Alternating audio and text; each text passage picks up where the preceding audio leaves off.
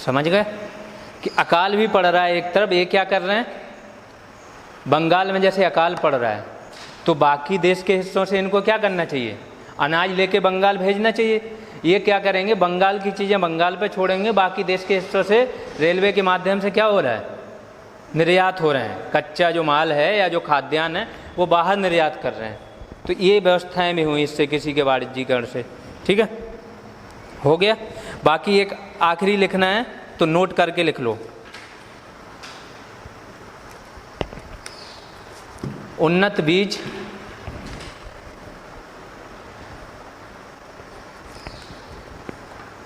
खाद तथा अनुसंधान, खाद जो खाद डालते हैं ना हम लोग वो, तथा अनुसंधान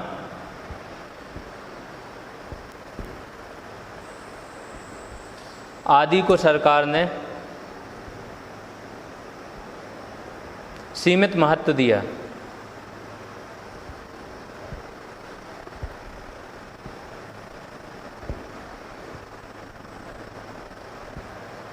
ठीक है, सिंचाई पर भी बाद में ध्यान दिया गया, ये भी लिख लो। सिंचाई पर भी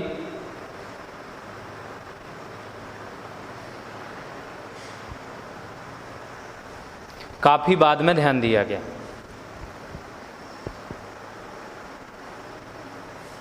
हो गया। कैसे ध्यान दिया गया बाद में सिंचाई पर? पहले तो ये लोग क्या लेके आए, जमींदारी। वहाँ पे कर बढ़ाने की व्यवस्था नहीं थी। जमींदारी जो थी प्रथा, उसमें अगर ज़्यादा पैदावार हो रही तो आप टैक्स नहीं बढ़ा सकते हो। ठीक है, स्थायी बंदोबस्त था। तो वहाँ पे बिल्कुल सिंचाई पे ध्यान नहीं देंगे, क्योंकि वहाँ पे ये लोग अगर खर्च कर देंगे सिंचाई में तो जो पैदावार बढ़ेगी उसका फ़ायदा किसको हो जाएगा, जमींदारों को।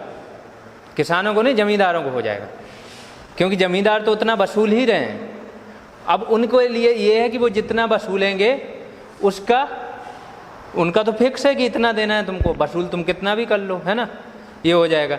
बाकी जो रैयतवाड़ी या महालवाड़ी सिस्टम होगा उसमें हर 30 साल बाद क्या होगा, करों के पुनर्निर्धारण की व्यवस्था रहेगी। तो यहाँ पे क्या करेंगे, ये जो क्षेत्र रहेंगे रैयतवाड़ी वगैरह, यहाँ पे सरकार क्या करेगी, सिंचाई पे थोड़ा बहुत ध्यान देगी कि किसानों की दशा भी सुधरे। और जब किसानों की दशा सुधरेगी तो हम टैक्स बढ़ा देंगे अपना, है ना। तो मेनली काम अपने लिए ही हो रहा है इनका। ठीक है, हो गया। अगली हेडिंग डाल लो, उद्योग।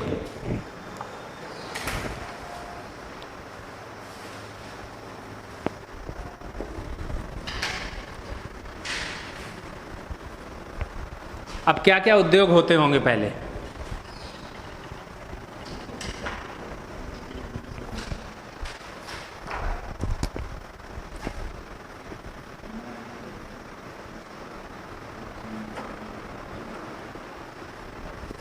एक तो शहरी उद्योग होते थे, दूसरे ग्रामीण।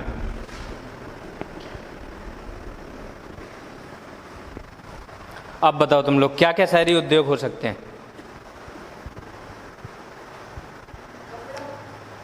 कपड़ा हो गया एक। नील का उद्योग कैसे हो सकता है? कपड़ों को कलर करने वाला, है ना। लेकिन नील का मेनली ये लोग लेके कब आएंगे, जब इनके यहाँ औद्योगिक क्रांति आ जाएगी, तब तो नील का करेंगे। तो नील का उद्योग, यहाँ से ज़्यादा मशीनें कहाँ लगेंगी नील की, इनके यहाँ पे। तो नील मेनली ये लोग उगवा के इसलिए रहे हैं, अपने लिए, कि हम यहाँ पे उगवाएं और अपने यहाँ लेके जाएं, इंग्लैंड लेके जाएं। ठीक है, बाकी और सोचो। शहरी उद्योग पे आओ पहले, क्या क्या शहर में उद्योग लग सकते हैं? थोड़ा कॉमनली सोचो। राजा हो रहे हैं यहाँ पे इंडिया में, है ना। पहले से, अंग्रेजों के काल में मत सोचो, पहले से सोचो। उसके पहले राजा हो रहे तो उनको क्या क्या ज़रूरत हो सकती है, उसके उद्योग लगेंगे। आम आदमी को क्या क्या चाहिए, उसकी ज़रूरत होगी। तो शहरी उद्योग में आ जाओ। पहला तो कपड़ा हो गया, दूसरा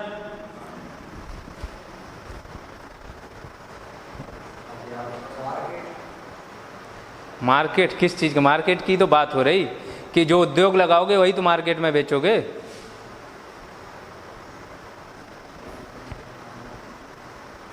राजा हैं, उनको युद्ध लड़ने के लिए कुछ चाहिए, हथियार उद्योग रहेगा एक तो, है ना। और राजाओं की कुछ लग्जरी चीज़ें होती हैं, है ना, फर्नीचर वगैरह हो गया उनका, पेंटिंग्स हो गई, कला में बड़ा ध्यान देते थे, बड़ी बड़ी झूमर, ये सब तो लग्जरी, उसको हिंदी में बोलते विलासिता। तो विलासिता के कुछ उद्योग हो गए। हाँ, परिवहन तो पहले अगर परिवहन पे जाओ तो कुछ खास उद्योग नहीं थे, है ना। वो परिवहन एक अलग हो गए, परिवहन उद्योग नहीं है, परिवहन हम अलग से पढ़ेंगे उद्योग के अलावा। और कौन से हो गए? आभूषण, है ना। ऐसे थोड़ा सा दिमाग लगाओगे तो आ जाएंगी चीज़ें। और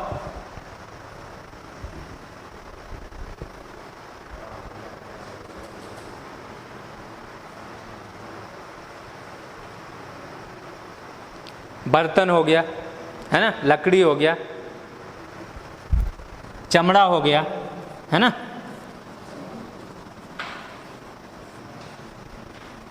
ये सारे उद्योग पहले शहरी उद्योग थे, है ना।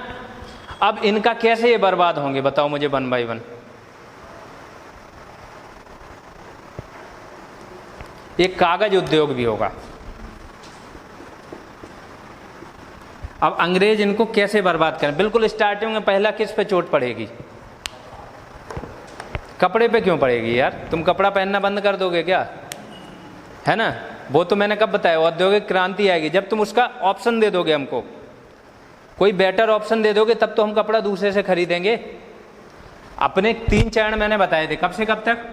1850 से, नहीं 1750 से 1813, दूसरा 1813 से कब? और 1858 से 1947। पहले चरण की बात हो रही। चलो, सबसे पहले अंग्रेजों ने क्या किया यहां पे आके?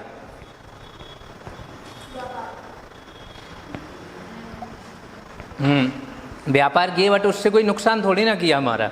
और हमारे लेके गए, कपड़े लेके गए, तो हमारा तो उद्योग और अच्छे चल रहे हैं, है ना। सबसे पहले उन्होंने राजाओं से लड़ाई की यहाँ पे आके। अब राजाओं को जब वो मिटा देंगे तो क्या चाहिए होगा? हथियार खत्म हो जाएंगे, विलासिता खत्म हो जाएगी। जो भी राजा अपने यहाँ, उनके यहाँ जो भी चीज़ें वो यूज कर रहे हैं लग्जरी वाली, वो सारी चीज़ें ख़त्म हो जाएंगी। पहली चोट किस पे पड़ेगी?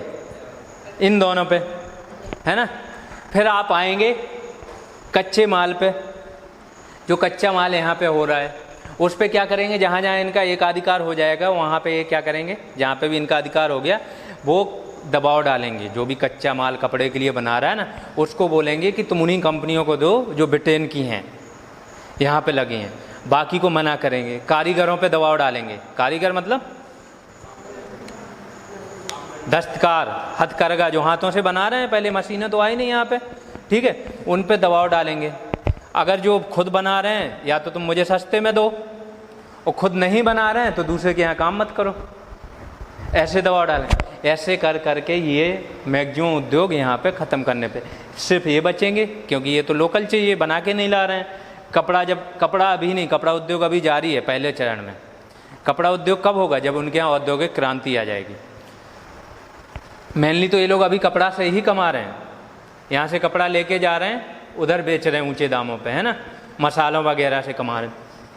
फिर क्या होगा? दूसरे चरण में जब उनके यहाँ औद्योगिक क्रांति आ जाएगी तो कपड़ा उद्योग को भी वो ख़त्म करेंगे, लेकिन ग्रामीण उद्योग क्या करेंगे? फिर भी बचे रहेंगे।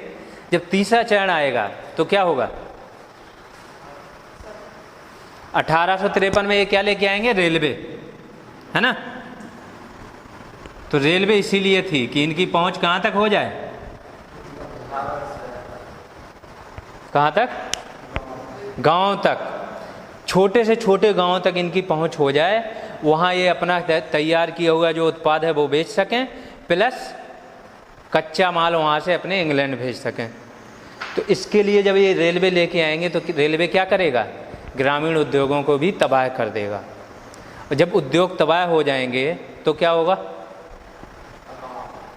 किसान और कारीगर, अकाल तो आखिरी स्टेज है, लेकिन अकाल तुरंत नहीं हो जाएगा ना, उसके बीच में कुछ प्रोसेस होगा।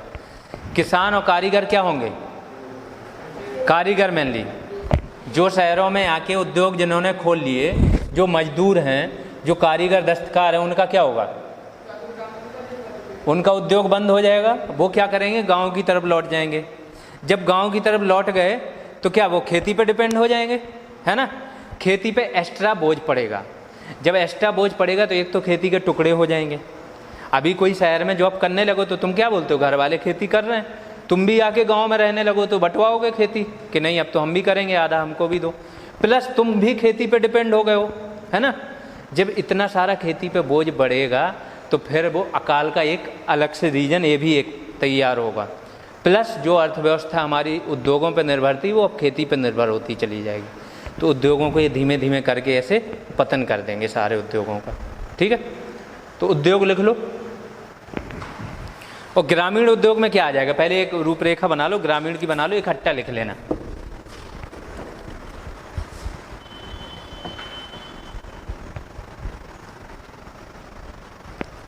ग्रामीण उद्योग में क्या क्या आ जाएगा, एक कपड़ा तो आ ही जाएगा, है ना, आभूषण भी आ जाएंगे, लकड़ी, लकड़ी, चमड़ा, बर्तन, ये सारे तो आ जाएंगे। ये सारे उद्योग ग्रामीण उद्योग हो गए, ठीक है। तो ये उद्योग डालो ऊपर हेडिंग, और नीचे शहरी और ग्रामीण करके ये चीजें लिख लो पहले।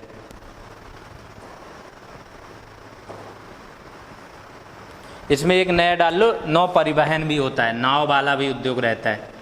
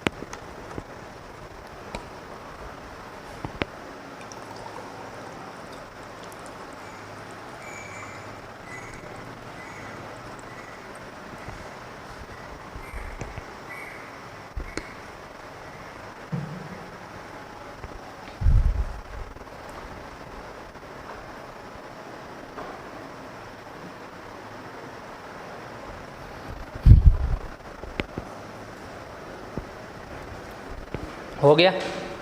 पहले हम लोग क्या पढ़ रहे हैं, उद्योगों का पतन। पतन क्रमिक रूप से हुआ होगा, धीमे धीमे चरण बाई चरण पढ़ते हैं, ठीक है। तो पहला डाल लो पतन के कारण।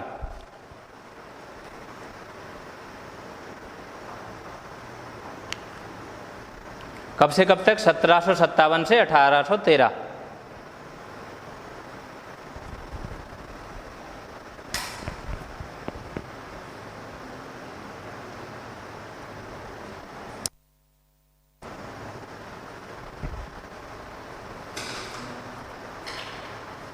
ठीक है, 1757 से 1813 के बीच में क्या पतन देख रहे हैं कैसे हुआ होगा। तो क्या हुआ था इसके बीच में, घटनाएं क्या घटित हुई थी।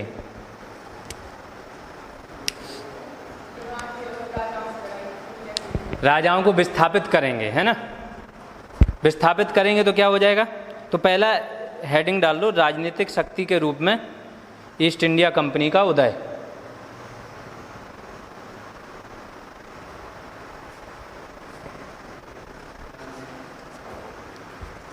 है ना, राजनीतिक शक्ति के रूप में ईस्ट इंडिया कंपनी का उदय।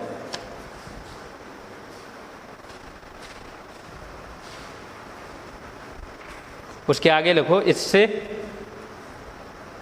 मुख्यतः भारतीय शहरी उद्योगों को नुकसान हुआ।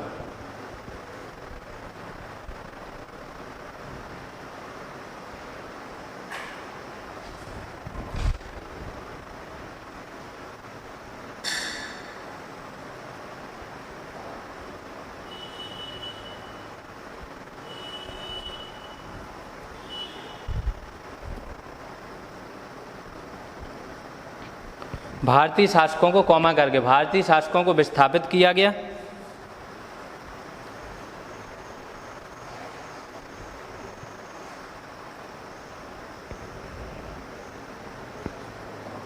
भारतीय शासकों को विस्थापित किया गया, जिससे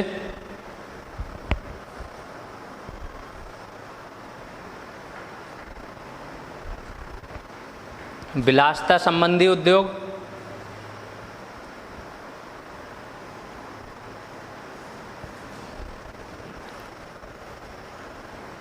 हथियार उद्योग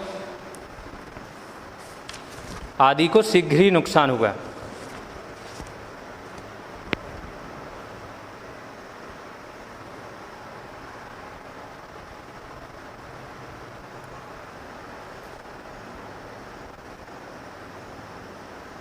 हो गया।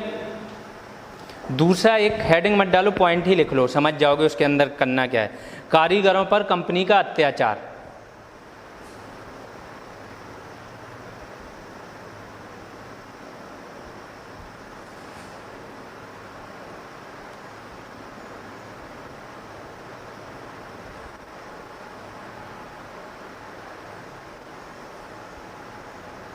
अब कारीगरों पर अत्याचार कंपनी कैसे करेगी?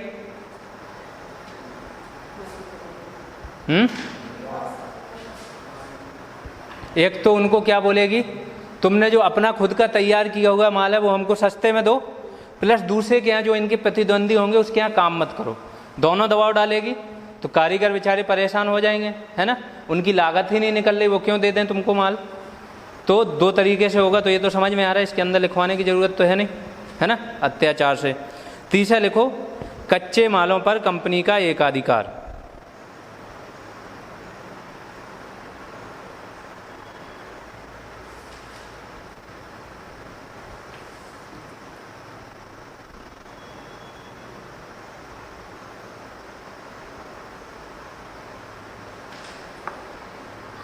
हो गया। अब ये भी समझ में आ रहा है, कच्चे माल जहाँ जहाँ इनका शासन होता जा रहा है वहाँ के कच्चे मालों पे इनका क्या हो जाएगा, एकाधिकार हो जाएगा। एकाधिकार हो जाएगा तो ये क्या करेंगे, एक तो सस्ते दामों में देने के लिए बाध्य करेंगे, दूसरा अपने प्रतिद्वंदियों को क्या करेंगे, जो इंडियन उद्योग हैं उनको देने के लिए मना कर देंगे। सेम तरीका अपनाएंगे। इससे एक नोट करके लिख लो, इसी के अंदर नोट करके लिख लो। इस चरण में भारतीय उद्योगों को नुकसान तो हुआ, लेकिन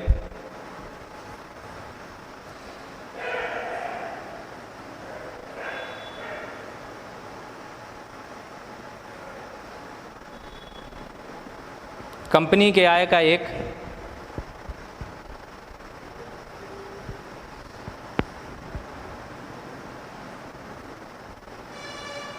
प्रमुख स्रोत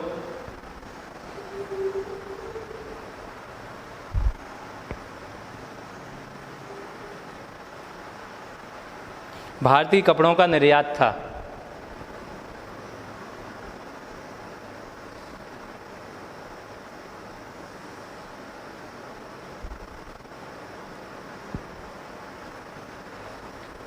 जिससे कपड़ा उद्योग का अस्तित्व बचा रहा।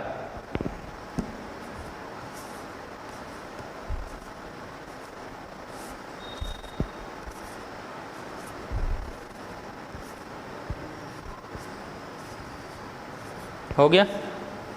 अब दूसरे चरण पे आते हैं। सारे चरणों में हम क्या देख रहे हैं,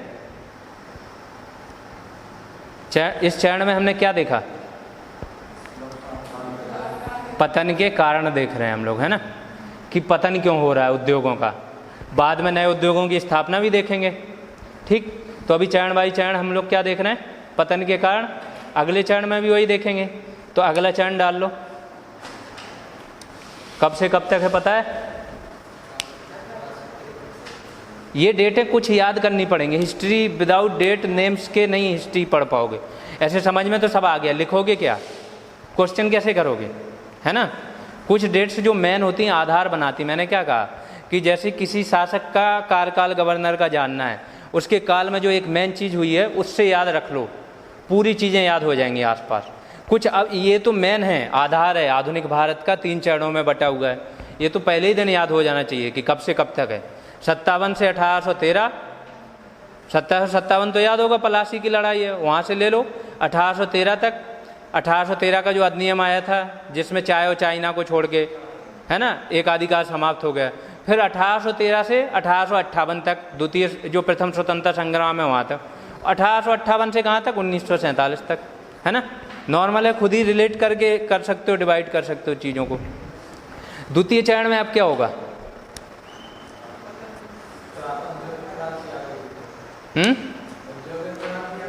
हाँ, औद्योगिक क्रांति आ गई थी। उससे क्या होगा?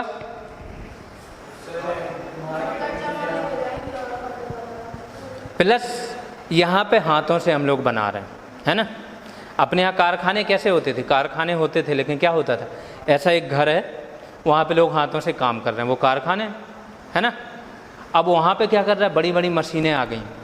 मैंने बोला यहाँ पे अगर 100 कपड़े एक दिन में बन रहे हैं, वो 10,000 बना रहे हैं। अब तुम कहाँ से, सस्ता भी है, आज की डेट में चाइनीज प्रोडक्ट का मुकाबला कोई क्यों नहीं कर पा रहा है? वो वही क्वालिटी दे रहे हैं और सस्ता दे रहे हैं, कैसे करोगे? हम लोग मजबूर हैं।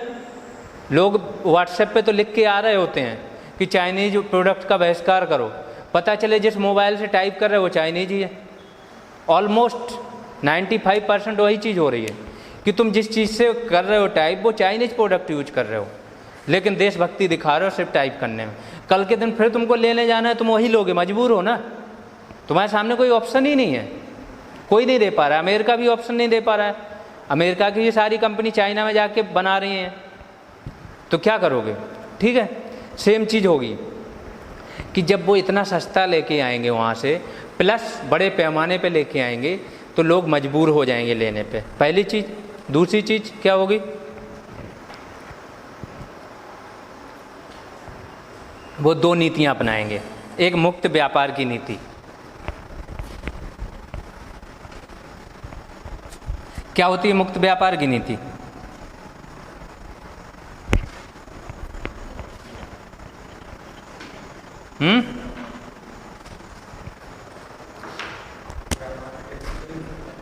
मुक्त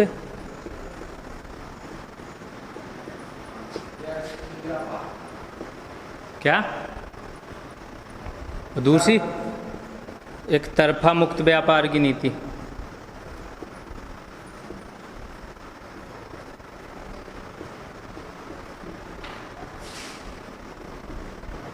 क्या होती हैं ये दोनों? फ्री ट्रेड एग्रीमेंट का नाम सुने हो? अपने देश के बहुत सारे देशों के साथ ना फ्री ट्रेड एग्रीमेंट्स होते हैं, खासतौर से जो अपने साउथ एशियन है, साफ्टा होता है, ठीक है, नाफ्टा होता है, ऐसे करके आसियन कंट्रीज के साथ। तो जब मैं ये बताऊंगा इकोनॉमी तो बताऊंगा। मुक्त व्यापार होता है किसी भी देश में हमको क्या करना होता है,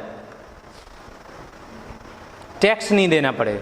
2 देशों के बीच एग्रीमेंट हो जाए कि तुम जो भी निर्यात करना चाहो निर्यात करो, यहाँ पे कोई हम ड्यूटी नहीं लगाएंगे, कस्टम ड्यूटी नहीं लगाएंगे तुम्हारे सामान पे। मुक्त व्यापार हो गया। वहाँ का सामान जिस रेट से आ रहा है वही बिकेगा यहाँ पे। जैसे अमेरिका अभी किस चीज़ पे चिढ़ा है, इंडिया क्या करता है, वहाँ की जो हार्ले डेविडसन है उस पर 100 गुना टैक्स लगाता है। मीन्स 1 लाख की बाइक आई, यहाँ पे वो 2 लाख की हो जाती है। अब जनता क्यों खरीदेगी? हैं, उसको बुलेट वाला ऑप्शन मिल रहा है ना एक यहाँ पे, तो वो सेम चीज़ बुलेट जितने बनी है, जो टैक्स है मिनिमम वो लगता है उस पर, बुलेट सस्ती रह जाती, हार्ले डेविडसन दोगुनी महंगी हो जाती। तो ट्रंप 2-3 बार इस चीज़ का जिक्र कर चुका है। प्लस अभी उसने जो प्रेफरेंस थी, एक उसकी लिस्ट थी, उससे इंडिया को बाहर कर दिया था, इंडिया और 4-5 देशों को और। तो ये इकोनॉमी का पार्ट है, वो बड़े डिटेल वाले पार्ट है। बस सिंपल कॉमन समझ लो, मुक्त व्यापार होता है कहीं से भी 2 देशों के बीच कोई एग्रीमेंट हो तो हम अपनी चीज़ें बना के भेज रहे हैं, उस पर कोई टैक्स ना लगाए सामने वाला देश, खासतौर से विकासशील देश और उसके नीचे के जो लीस्ट डेवलप्ड कंट्रीज हैं, LDC, उनको मिलती हैं ये छूटें। ठीक है, तो इंडिया को क्या करेंगे, वो इंडिया पे शासन हो गया, यहाँ पे मुक्त व्यापार कर देंगे कि अब जो भी इंग्लैंड से जो भी माल आएगा, उत्पाद जो आएगा बना हुआ, उस पर कोई भी टैक्स नहीं लगेगा। दूसरी चीज़ क्या करेंगे, एक तरफा मुक्त व्यापार। उसमें क्या होगा, वहाँ से तो फ्री आएगा, लेकिन इंडियन सामान जो जाएगा वो क्या होगा, उस पर भारी टैक्स लगाएंगे कि वो 1 रुपये की चीज़ 5 रुपये की हो जाए, और वहाँ की चीज़ 1 की 1 में ही आ रही है, तो यहाँ के बाज़ार पे कब्जा कर लेंगे, और यहाँ की चीज़ें जो जा रही थी वहाँ, वो बंद हो जाएंगी जाने, है ना। तो जो 2 नीतियाँ होंगी, उससे यहाँ का बाज़ार होगा ना तहस नहस हो जाएगा। कुछ बिकेगा ही नहीं। यहाँ के किसान जो कारीगर हैं वो क्या करेंगे? अब जब कुछ बिक ही नहीं रहा है तुम्हारा तो क्या करोगे? निर्माण करना बंद कर दोगे, है ना, खेती की तरफ बढ़ोगे। तो सारी चीज़ें जाके कहाँ जा रही हैं? सबसे आसान काम है, कुछ नहीं है तो हम क्या कर रहे हैं? खेती कर रहे हैं। किसी से भी पूछो क्या करते हो, अगर कुछ नहीं कर रहा है, पढ़ रहा है तो ठीक है, नहीं कर रहा है तो क्या करता है? खेती करता है ना। और क्या होगा? और ये वाणिज्यीकरण से कच्चे माल का निर्यात कर रहे हैं, उत्पादन रेलवे आ जाएगा, गांव-गांव तक भेजेंगे चीज़ें। इस सारी चीज़ों से क्या करेंगे? रेलवे अभी नहीं आएगा, रेलवे तीसरे चरण में आएगा। खैर अभी तो कच्चे माल का ये निर्यात भी कर रहे हैं, तो कच्चे माल का निर्यात कर रहे हैं तो क्या होगा? कीमतें बढ़ जाएंगी तो इंडियन कारीगरों को ऊंचे दामों पे मिलेगा, उनके उत्पाद और महंगे होंगे, फिर से वो प्रतिस्पर्धा से बाहर। तो लिख लो इसके अंदर,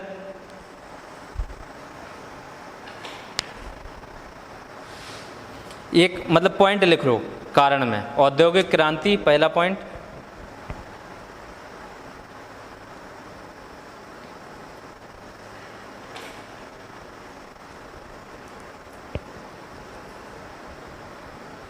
दूसरा लिखो मुक्त व्यापार की नीति,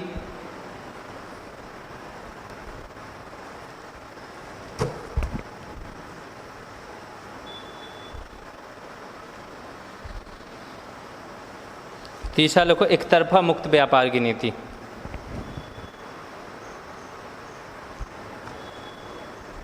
चौथा लिखो कच्चे माल का निर्यात,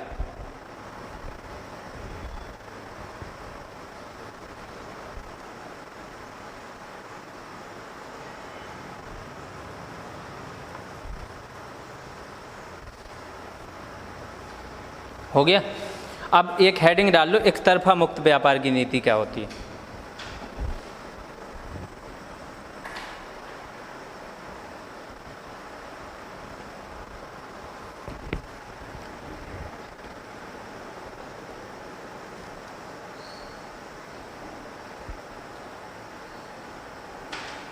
एक तरफ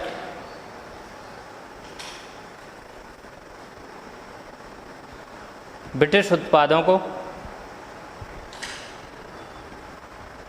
भारतीय बाजार में कर मुक्त व्यापार करने की अनुमति दी गई।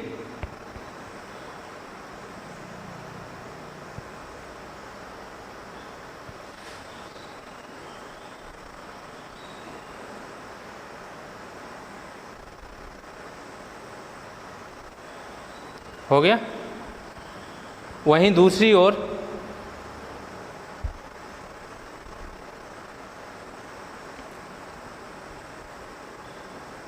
ब्रिटेन में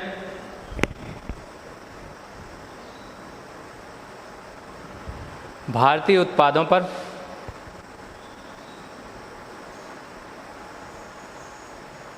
भारी सीमा शुल्क लगाया गया।